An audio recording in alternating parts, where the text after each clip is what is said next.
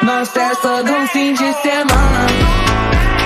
I'm going to show you the laziest way. And by the way, don't ever let anyone shame you for looking for the laziest way. A lot of times the laziest translates into smartest. So I'm going to show you the laziest way to make money this year. And we're going to do that by evaluating all the different business models out there and get to the bottom of really what makes the most sense for you at your career stage.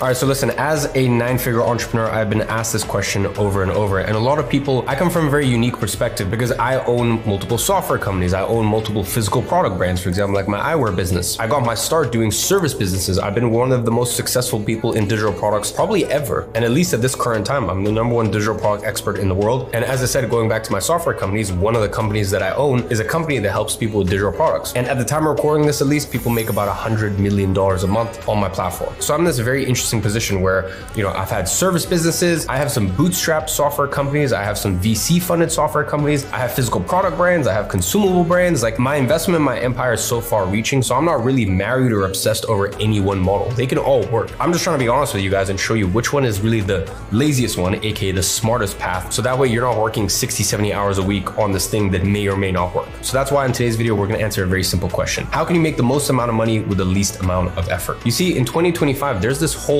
stigma, there's this whole grind culture where anyone asking this question should be shunned for wanting to make money with minimal effort. And as someone who has taught thousands and thousands and thousands of aspiring entrepreneurs how to make money online, to be honest, at this point, it might even be millions. I want to tell you something very important. Asking what is the laziest, which to me really just means the smartest, the highest ROI way in terms of how much you put in versus how much you get out. Like, as an investor, for example, I'm always looking at deals that I'm going, how can I make the highest return, have the largest delta from what I put in compared to what I get out? Why should business be any different, or side hustles or online businesses be any different? Like, it's a very valid question to ask, and you should not be shamed for wanting to be a bajillionaire and work your face off for 30 years and sleep on a mattress. It's like, no, your business can work for you, and you can build a lazy business that works for you rather than you being a slave to business. So this is a very valid question, and don't let anyone, the whole hustle culture thing, like, try to shame you for asking this question. And listen, I'm sure you've seen this and I'm sure you're sick of it. How many videos have you seen on YouTube telling you the reason that you're not a millionaire is because you're just simply not working hard enough? Okay, cool. So using that same logic, is that the reason why nurses, teachers, and construction workers aren't millionaires, because they just don't work hard enough? Of course not. We know that's ridiculous. Those are some of the hardest working professionals out there. You see, hard work is just one component of becoming rich, and the richest people on earth,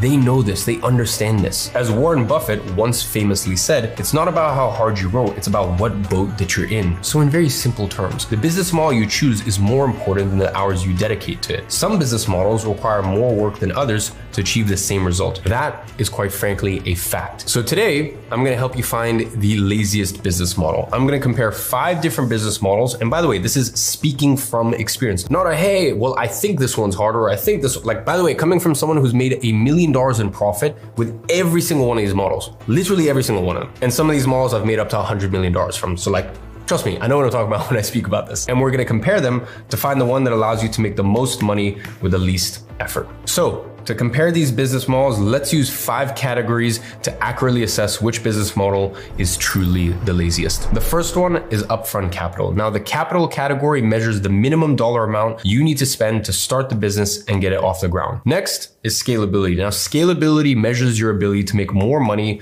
without doing additional work. Next, we look at fulfillment. Now, fulfillment measures how challenging it is to deliver whatever it is that you're selling. Next, we look at risk. Now, different business models have various levels of risk. Risk is usually linked to time and capital. And by the way, I am not a fan at all of risk when it comes to starting a business. Now, later on in your life, you can take big bets. A lot of times when I start companies, or even my existing businesses, the other day we sent a $500,000 wire for our next batch of product for the eyewear company. Or for example, when I started Big Day, my consumable brand, we put almost $1 million into stock just from the get-go. And as time goes on, you can put more risks into these businesses. These days, I'm taking very, very big risks in terms of my capital, in terms of how much money I'm investing in businesses. That's really what I've been doing the majority of last year in my free time, is just buying up a lot of companies. And usually each month I reveal one of those. I'm sure some of you guys saw, I took a major stake in a company called Walp as a co-owner, whether it be that or another one of my companies, Lyra, that I invested in last year. I'm currently a shareholder in that company. We just got accepted into Y Combinator. And in a few months, when we open up our first official round,